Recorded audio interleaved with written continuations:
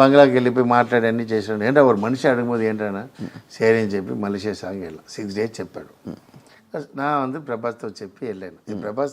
ప్రభాస్ గారు వినండి ఇది, మీరు దాని కోవతలో ఉన్నారు, నా చేసి తప్పులేదు, విన్నారంటే చెప్తున్నాను. నేను అక్కడి నుంచి మాట్లాడలేదు. Prabhas very close to me, అదిలంది 6 daysలో వచ్చేస్తాను ప్రభాస్ చెప్పి స్టాండింగ్లే కథ చెప్పాను. 75 times కథ చెప్పాను నేను.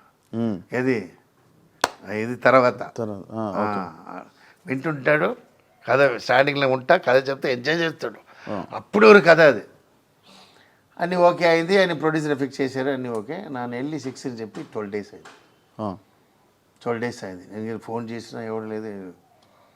తర్వాత 12 days తర్వాత వస్తున్నాను.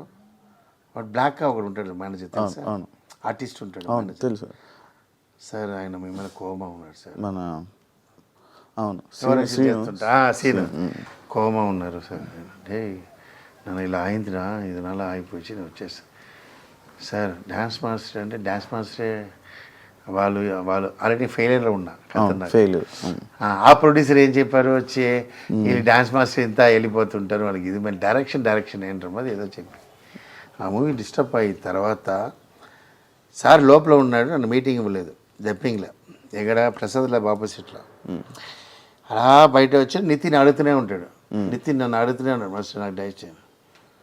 సరే నాకు చేస్తాను చెప్పి దాన్ని టక్కరికి వెళ్ళి నా కోవతల. మీకు అర్థమైందా? లేదంటే ప్రభాస్ మూవీ నేను చేయాలి.